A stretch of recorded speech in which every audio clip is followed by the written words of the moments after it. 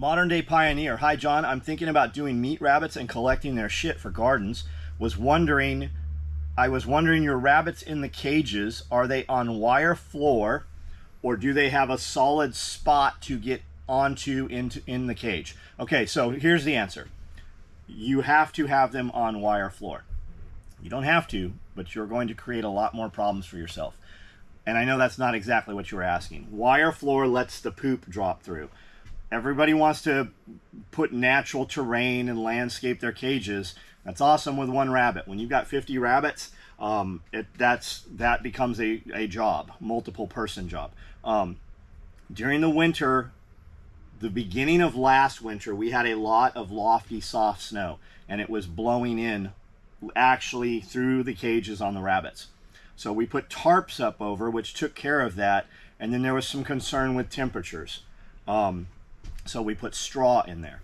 And the straw, you can see it on some of the compound videos, became crazy caked within about a week or two. Just them stepping on it, eating it, shitting it through, it became concrete.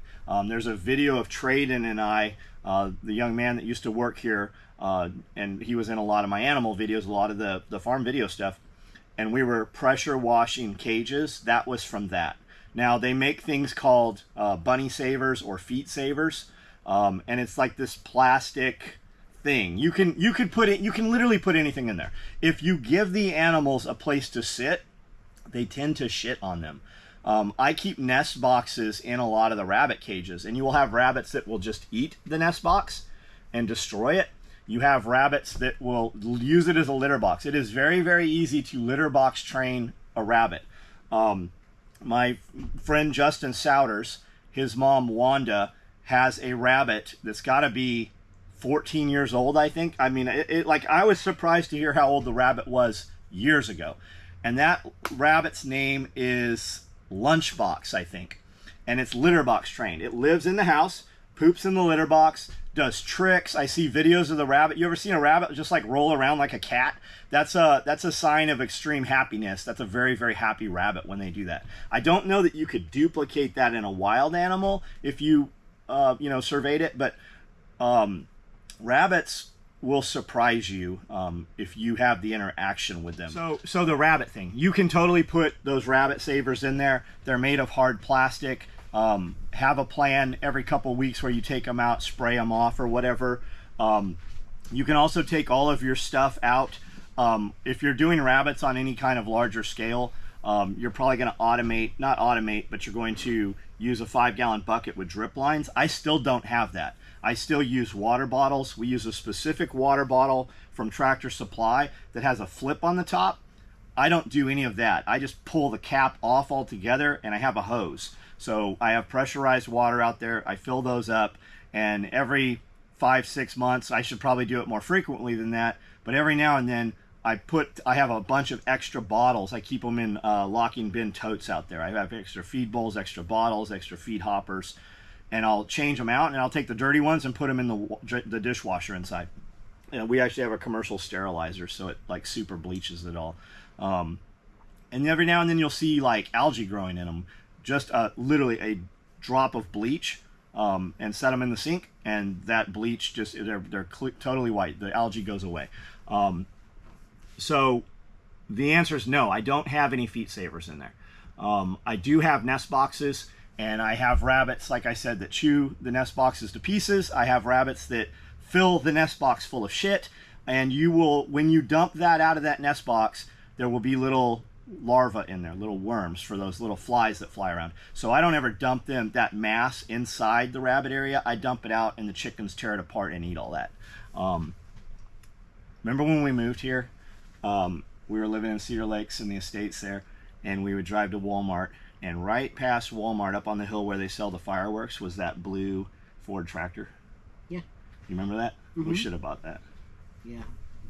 It's been gone a long, long time. But do you think we should have bought it? Or are you just like, yeah, whatever? I mean, it probably would still run if there was no electricity. That's what that dude was asking, yeah. The guys that came in that moved in down the way, they just bought one of those tractors. Oh, good. That's what they bought. Brian Fraser says, John, how did you and Amanda meet, if you can remember that far back. I didn't like you. Like, I liked you the day I met you, but the next day I didn't like you. I liked the things you did. Yeah. So we met, I was in beauty school. I was at lunchtime. I was standing outside on the road next to my car, and I saw them drive by, and I kind of like followed the car with my eyes because he was cute. And they turned around, and he came up, and he handed me his business card, and he said, I saw you checking me out. Here's my number. Call me, and I'll tell you where we're going tonight. Did it work? Well, I'm still here. Yeah. Yeah, Yep. It worked. It worked. And stand up straight also. I am standing And up stick straight. those out. Do you remember the turtle bit my nipple? Yes. Somebody asked if we had actually done that. We had too many people actually volunteer to do that. Yeah. And Dana's like, you better not do that.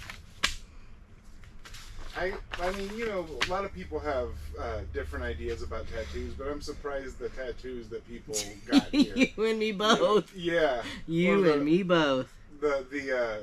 Didn't somebody get like their dickhead tattoo? Yes. Curtis. Yeah. I bought him a truck for it. Yeah, like, I mean, I don't mind having a tattoo on me that doesn't mean anything, but I don't necessarily want a needle that close, you know? Well, I mean, it was like, it was tiny. Yeah. It's on the head of your dick, though. Yeah, that's what I'm saying. Yeah, It took a while to do it. It's only going to hurt for a minute. It's just the tip. Here's one that would work. Scott Hasten had asked, when shit hits the fan kicks off, that sounds weird to say that. When Yeah. HSTF kicks off, do you plan on acquiring more oddities, and would you take them as payment for barter? I would think it's going to have to be really weird to take as payment, simply because you're not going to be living in a life where you need, like, beautiful things. I agree. You're going to need things that are going to show people, like, you don't want to fuck with us. Well, the oddities are inside, but I said I've always had a plan that we will have to fucking house people, right? So all of those oddities will kind of get pushed to a corner, and at some point they will probably go outside, and at some point they will sustain damage, and we just won't care anymore. Yeah. So John read that as maybe somebody was like pillaging a house and has something really cool, and I read it as something that you would never be able to get unless there was no laws. And things like that might be a different scenario, but oddities in general, like, it's going to have to be super, super weird. So I know where there are things that I would go get right now, right? But if that situation happens, if that scenario comes to be, you're going to risk your life every time you travel anywhere, right? You have something better to do at that point. I would go, I know where there's these giant fucking concrete eagles.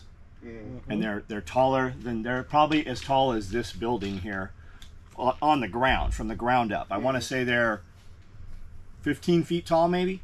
They're 3 feet wide, and they're, I don't know, 6-8 feet wide also, 3 feet thick. And they're made of granite, and they weigh 17,000 pounds. I was gonna say, how are you gonna move that? And they're into we already know how we're moving it. And there was 6 of them, and they came off the cornerstones on these buildings in Atlanta. That's cool. And I know where there are 2 sitting. We saw 2 go to auction, and they auctioned at like 50,000 a piece. And I know where the other 2 are sitting on ground. We see them every time we roll through this place. I take a picture, and I'm just like, I've been really close to like getting them. I can just do a lot of other shit with that money. Yeah. And a lot of times, once we have it, I'm like, it's hit it, quit it, on to the next thing, right? Like the cars. If you're going to have cars like that, like the razors, the mowers used to be inside, the razors were inside, the cars were inside, and then you start using, that's why I never had a gym here. When we started putting gym equipment, one thing would get pushed out, and then another thing would get pushed out, and the sun just destroys them. Yeah. It just chews them up. And that's how all that shit is. Like, you have to have that kind of stuff, you have to have building for it. You have to have a place to put that stuff. Infrastructure. It's like owning a super expensive house, like some of these houses that are $100 million. Yeah. Well, you need like $10 million a year to run it, Same with maintenance on the cars, man. Yeah. Same thing. If you could travel and participate in or witness a historical event, where or what are you going to see and why? Ooh. I think I'd want to go to the World Fair. Oh, I like that one. Mm-hmm. Yeah, I think I'd want to go to the World Fair. Do we get to know what we know now, right? Like, could we see H.H. Holmes? Could we go to the murder house, or would we get murdered? Like, can we go there knowing it? Because that's where he was hunting. He was hunting all through the World's Fair. Yeah. So I was saying I needed to take things with me. I wanted to take modern weapons and tactics. Like, you know, that I know that now, so I need to know that when I'm back then. Wasn't there a movie called The Black Knight? I don't know. And he was like, it was one of the black dudes that was a comedian. It's like Chris Rock or someone. And he's working at this shitty amusement park, like medieval thing. No, I've and never heard of it. He goes through a portal, and all of a sudden he's actually in medieval times. Okay, so I imagine Martin Lawrence. Like, I think I've maybe, seen Martin Lawrence, yeah. but I can't remember anything about it. What a mind fuck that would be. Yeah. Well, I mean, it's like Stargate. Yeah. And there was a Quantum Leap. That was a cool show I used to watch when I was a kid. Mm-hmm. Here's one for you. All of the cool... This is from Fortress K9, from Joel. All of the cool places you go to explore, what's your favorite and why? Okay, so far, my favorite place is the insane asylum that we went to. We haven't gone to too many places, but that one by far was the best time I've had out exploring and doing. Why? Because it's just steeped in history. There's just so much there as far as what we know about it, what we think about it, what there's possibly has happened there. No, I don't think any of it is possibly. I think it's a fucking given. Everybody that goes there is like, oh, I saw this and I saw that, and I just... Did you see anything? I didn't. Did you see anything in there that you wanted to take as a souvenir? I liked the clock. The clock? Yeah, the clock. So much that I took several pictures of it. Yeah, the clock was cool. Here's one. Amy Lynn Jones. Totally stressed at my job this week. I'm tired of the rat race bullshit.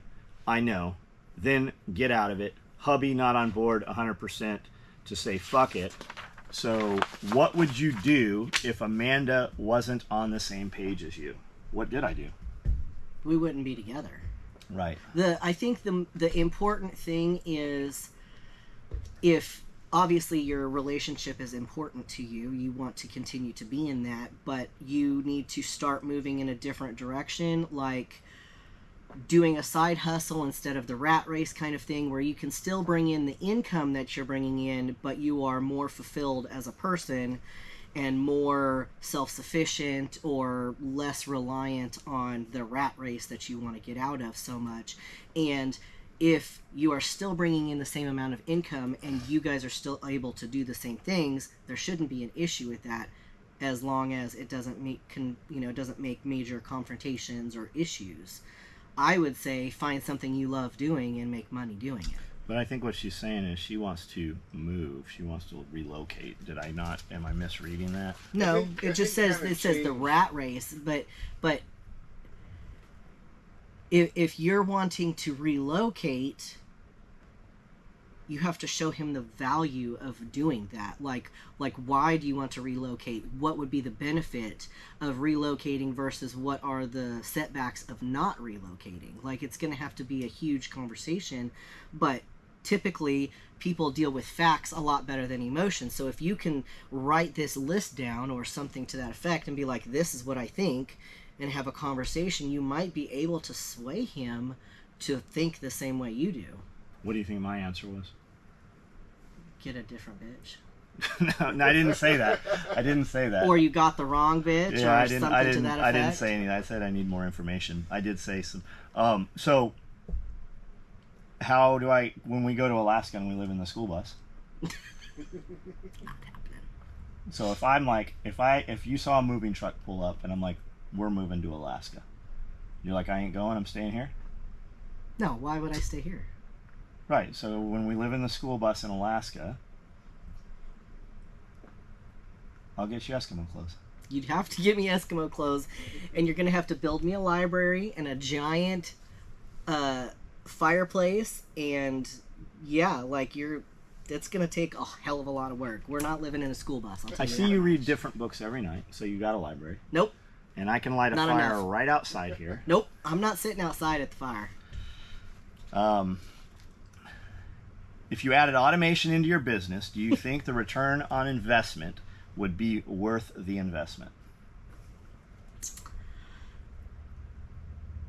I would say, from a personal standpoint, the frustration that adding automation would cause would probably be extreme. However, every time we implement something new, we're like, fuck, why didn't we do this before? Why did we not wait always for that? though. We had sewing machines in here. We had programmable tackers and stuff in here that were $7,000 to $10,000 a piece, right? We had air operated machines, so we had to bring in airline and compressors. We had to bring in phase converters because they were 3-phase machines, and we had to convert them down to like 110. Like, there was a lot of shit we put in. And I tried, me and several other people, but I also tried to sew this thing. And I was just like, it is taking me an entire week to fucking do this one thing that I can do in like an hour over here. Because I just, like, when you click the pedal back, so we had a lot of kind of automated machines. I'm not sure how automated you're talking about, but like, we had programmable tackers, we had machines with thread trimmers, and the thread trimmers were cutting, we couldn't cut them short enough, so we still had to go burn them, and it actually created a lot more work than just cutting them the way we cut them and burning them now. Everything we were doing, and we spent a lot of fucking money to do this, and I ended up swapping all those machines in for a bunch of other machines like we use right now. Cody, actually, I was surprised at his answer, because I said, I'm the old dude, and when I'm not here, and Cody has some more say in as to, you know, where that equipment is, he will probably be like, fuck this, we're automating all this shit. And he's like, you really can't automate what it is that we do here. We would have to, you would literally, guys come in, we've had huge, like, high dollar business advisors come in, and they're like, okay, you have to do this, and you have to do this, you have to do this. We would literally have to gut everything and start from day one. It's like starting accounting software. When you add in, they're like, okay, you need Peachtree, you need QuickBooks, you have to fucking zero everything out, all of it. And then you have to take all the stuff that you're not in the system and manually input everything that is in motion.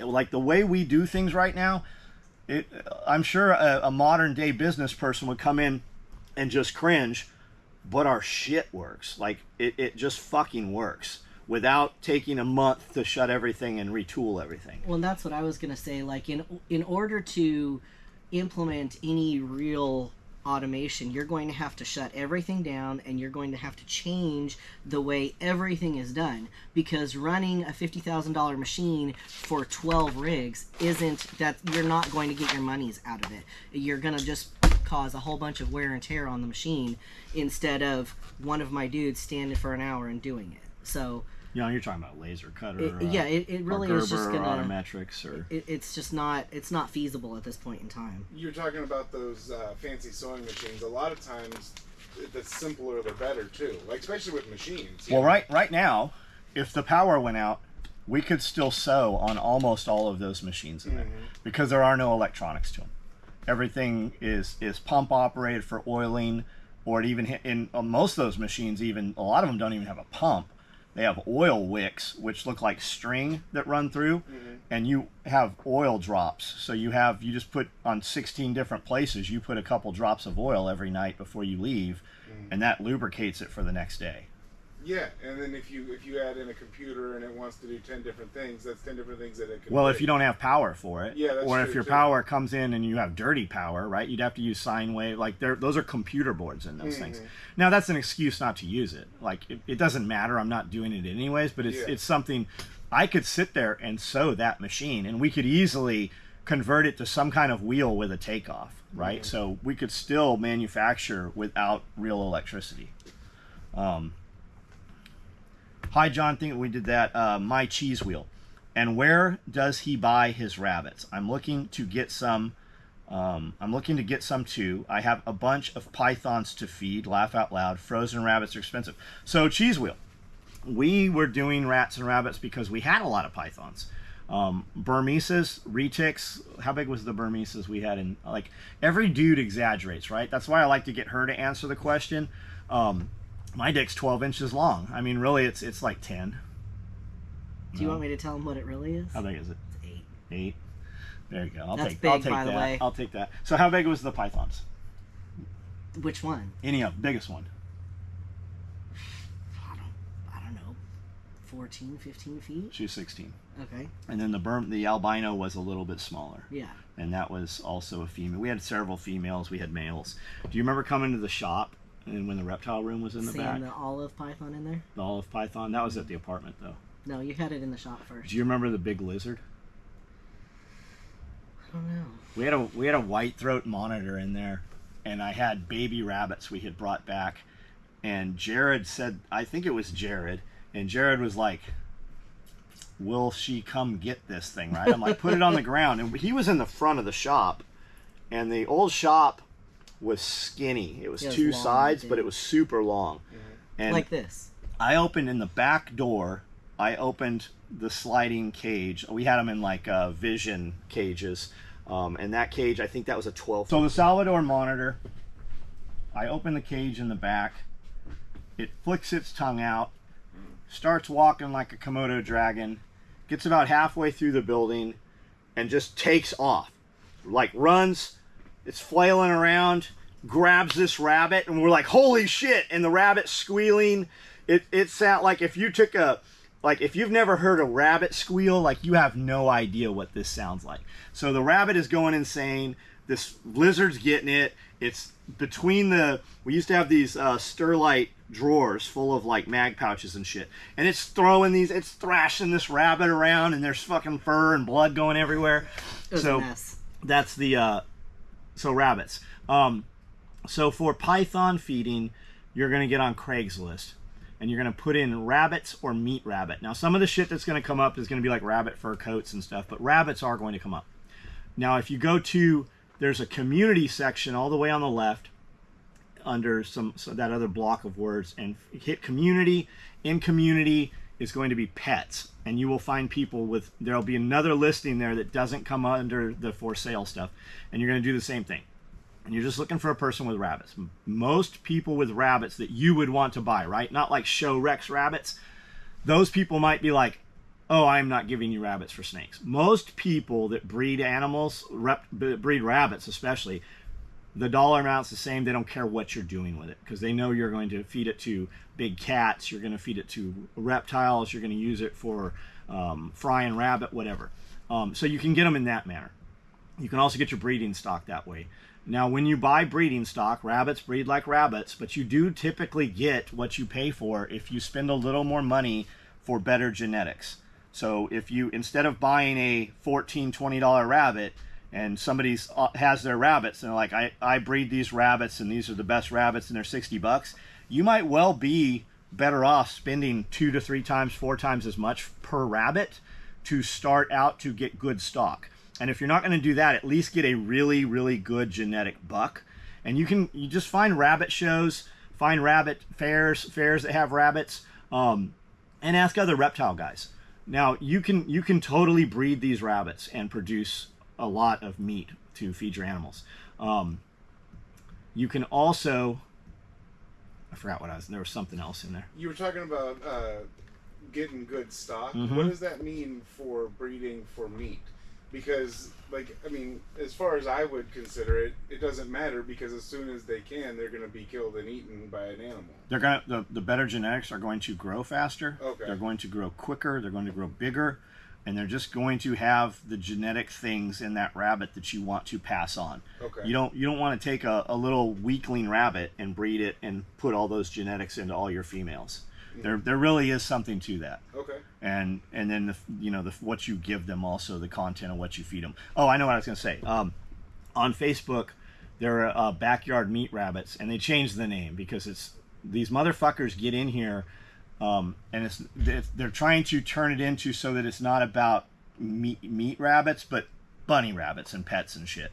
But there's good information in there. Also, we have a place, a private group called Middle Tennessee Farm and Garden. We have another one that's Middle Tennessee Small Livestock. Find a group like that in your area, and you will see people selling. Like, we're about to buy pigeons, and that's where we're getting them from. That's where I found the breeders local here. So that's where they're coming from. And that's exactly what I did. I just got them out of one of those farm and garden groups. And the other thing I was going to say, if you do decide that you're going to breed your own food, when those bunnies get to the size that you want them, but your snakes have already eaten, just dispatch them and put them in the freezer. Yeah, have a freezer. And have a stock. And everybody, you'll always hear everybody's like, chest freezer. We have a bunch of chest freezers. I can put vertical upright freezers. They're so much easier to get in and out of. And I can put, volume-wise, I can put 2 chest freezers here and here that will almost double the volume of the chest. I can put 2 uprights here and here that'll almost double the volume of the chest freezer. Now, I have some chest freezers tucked under pallet racking, so I have usable space above them. But I'm telling you, as somebody who has 12, 15 freezers, the verticals. And like she said, once they get to a point, the feed to growth conversion slows down so drastically that dispatch them and use them. Now, you can keep, you can make more like if you're like, I'm just going to start with 2 females and a male. You can totally do that. But as a byproduct to that, you're growing these things for your animals. If you had 6 or 10 females and a male, and then keep an extra buck so you can run some different genetics, or if something happens to that buck, now you can grow those rabbits up even larger. So if you have bigger pythons that need bigger feed and you don't want to feed 3 bunnies, instead you want to feed 1, there's also something to be said for bone density in those animals too. That's why we don't just feed poultry to the animals. They'll get protein, but there's no bone density. There's no calcium really in those hollow bones of the chickens, not as much anyways. And then like feeding guinea pigs. Guinea pigs are higher in fat. Quail have, they're much smaller, no calcium again. So to grow some of those up and then let one of those bigger girls get bigger to be able to feed to the animal, to your python, right after she weans her babies or whatever, and you can grow some of those up for new future breeders also. And you might grow, like we take our rabbits, put them on grass, and I never kill them fast enough.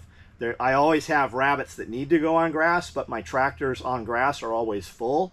So those will get bigger, right? And you'll see the one in there that's just like enormous. That's all. You'll see some big ones. Those are bucks, but the one that's the biggest, that's the one I'm going to hold over. I'm going to put him up in a cage, and he's going to start going into the breeding program. And when I say program, I had plastic cards, and I'd write cage 1 to cage 2 on this date. I don't do none of that shit. I don't do any of those records. I don't do anything anymore. Stick them in the cage and wait for the babies. Put the girl in the boy's cage. He humps her, falls off. I let him hit her 2 or 3 times. I put her back in the cage. 30 days to that date, she's going to shit out a litter of kits, little bunnies. And I don't even need to know when it's going to happen. She'll start pulling hair. When you start seeing hair around the cage, put a nest box in there. And a lot of my single females, I just leave the nest box in there. It's when you have multiple rabbits in there that they really start using it more of a nest box, as a litter box. Cody Atherley, what do you consider the minimum requirements everyone should have when it comes to prepping?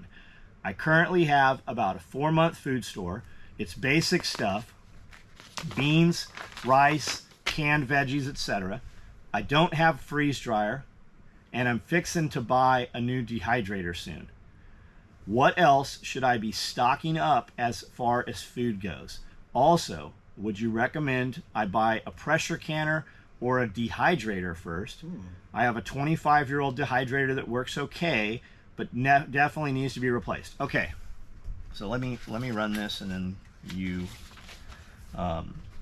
throw yours in. Minimum, what do you believe is going to happen? What are we prepping for, right? So 3 minutes, 3 days, 3 weeks, 3 months. Where are you? Are you in a tower apartment? That's going to be very different than if you have a garage. Are we looking at, are you where there's earthquakes or something? If an earthquake happens and it directly affects you, you're probably not leaving. Like if it's big enough to drop buildings and stuff, Loma Prieta, Northridge, any of those quakes, they emptied swimming pools out, right? They dropped and collapsed freeway overpasses and stuff. So when the emergency comes, are you going to be able to go somewhere else? Are you going to need to take your stuff, or are we sheltering in place? I really need more information about that. The more is always better. When you think you have 4 months worth of food, how do you know you have 4 months worth of food? Because somebody told you. There's a lot of calculators. Look on food storage calculator or calorie calculator. You'll find dozens of apps, and you can start plugging your shit in. And you can barcode scan the barcode, because those are a lot of times those are internationally registered barcodes. So it will correlate close to what's actually in the bag. So you have 4 months of rice and beans. Do you really? Like, do you really? Because have you ever made rice and beans? We went and bought a bunch of rice and we read recipes and all this shit, and we made beans. We soaked them overnight, made beans, came home, and I'm like, these beans are kind of crispy. They're like, it's like the texture of an apple. And I ate them anyways. And I was fucked up for over a week. Like, in a survival situation, I would have died from, diarrhea and fucking dehydration. So do you have the water to rehydrate all those? Can you capture the water? Can you cook it? Where's the water coming from? Again, are you in an apartment? Did the sewage go off? A lot of people in apartments, when the power goes off, sewage comes back up in the lower levels of the apartments. So I don't have, more is always better, right? More is always better. It sounds from what you've put out here, you have stored things that you don't plan, you hope you never have to eat, right? I would rather see you, when we're starting, definitely have rice and beans. It's inexpensive calories. You can throw it in the corner. So what if there's moths in it? Who cares? Sift it out before you cook it. Better yet, cook it and don't tell her there's moths in it, right? It's just extra protein. And then you're going to want to add something to it. So are we going to break it down? Are we going to put it in 5-gallon buckets? Are we going to put rice and beans in 5-gallon buckets, along with a couple cans of tuna fish and some seasoning packets and maybe a P38 can opener? So if we can't grab all the buckets, we only grab a couple of buckets, but we have usable combinations in each bucket. Are we going to label those buckets as red, blue, yellow, green, orange, right? And we know those red buckets, if we can only grab a few, the red ones are going first, right? How do we know what those look like? Your dehydrator. Dehydrator is very inexpensive and easy to use compared to a freeze dryer. The cheapest freeze dryer you're going to get is still a couple grand. The best dehydrator you can get is Excalibur until you move into a bigger commercial unit. You can get one of those for $250. But keep going. $250. You dry your shit out. There is and anybody listening to this, there is a YouTube channel called Dehydrate 2 Store, and I think it's the letter 2. She hasn't put a video up in years, but she's got dozens of videos up there that are very, very good. I don't know what happened to her, and all her shit was just dehydrating. And she'd put it in mason jars with O2 absorbers, and she basically dehydrated all this shit and put all this stuff to make soups and stews and different things in there. Go ahead. What were you going to say? So as far as what to store, it sounds like you have a lot of carbs, which is good, but you're going to need protein. So you need meat. There's not a single word about meat in this post. You can dehydrate meat, but it doesn't last nearly as long as if you were to pressure can it. So if you already have a dehydrator that works okay, that will be good for like fruits and vegetables. You could probably make jerky on it, but I would go with a pressure canner and start canning meat because you don't have any meat stored per your writing here. More is always better. It's not like you're ever going to be like, damn, I wish I didn't have all this food. But on the same note, don't forget you're still going to need things like water and electrolytes and toilet paper and Tylenol and all those other things. If there's something that you can't live without on a daily basis, you definitely need to start stocking that. Imodium. You definitely better buy some Imodium. Regardless of whether it's a prescription or an over-the-counter or a cream or a soap or whatever, if you have a skin condition and you can only use this specific kind of soap, you better have a year's worth of that soap or more. And don't keep any of your soaps and detergents near your food buckets, because the soap sitting next to the 5-gallon bucket, it'll leach through it. Yeah, your food will taste like soap. Yep. One thing that I don't see a lot of people talking about, but in my opinion it's good, is we go to Costco or Sam's Club or whatever and get like those big containers of the regular size candy bars, like Snickers or something like that. You can save those forever, and if you're trying to survive, that's a little treat that is also giving you fat, and like Snickers specifically, you have some nuts in there, you've got chocolate. It kind of gives you a little pick-me-up, something that you can go buy today and just put it in your closet, and then if you ever need them, you have a little something. Yeah, they're good morale items. Yeah, Same with exactly. like Same with hot cocoa. chocolate. Yeah, hot chocolate, apple cider, that We kind buy of thing. we buy a bunch of the and I'll go eat those motherfuckers if they're here, right? So Oreos. So I make an effort to really package them away so that it's an effort hard to to get get to to, them. yeah. Yeah, because I'll eat them. And I'm of the belief that if I found 100-year-old Snicker, I'd still eat that. Yeah, I would. Chocolate discolors. It doesn't really go bad, right? When you get old chocolate, it's harder and it's like chalky, right? But you can still. I would eat it if I needed to eat it, right? The other thing I was going to say to this guy, so we buy a lot of Halloween candy, especially if we can get it towards the end when it's on clearance, and then we just pour it in 5-gallon buckets. Yeah. What's up? In relation to the topic yesterday, a feed trip is going to be a little over $500. That's what I thought it was. We're doing that twice a month. And I've seen them as high as 700. The feed has really gone up in Depends price. on how much you're getting. So I just got 18 bags. It was just over $300. There was going to be another 10 bags at $16 a piece on top of that. So it would have been just over 500. Cool. So also with the dehydrator, like she said, jerky. You can definitely make jerky. Jerky won't store though. It gets mold on it. Maybe you put some O2 absorbers that prolongs that. But with that said, like, so you want the freeze dryer. I'm all about you having the freeze dryer. I have no idea what your finances are. With $2,500, which is the minimum freeze dryer you're going to buy, and don't let that dissuade you, right? If you want the freeze dryer, figure out how to get it. But work comes with the freeze dryer. The freeze dryer does nothing for you without you putting labor into it. $2,500, you could buy a lot of canned goods that are going to last you 5 to 10 years, depending. That expiration date on the bottom of a canned good doesn't mean shit anymore. So just keep that in mind too.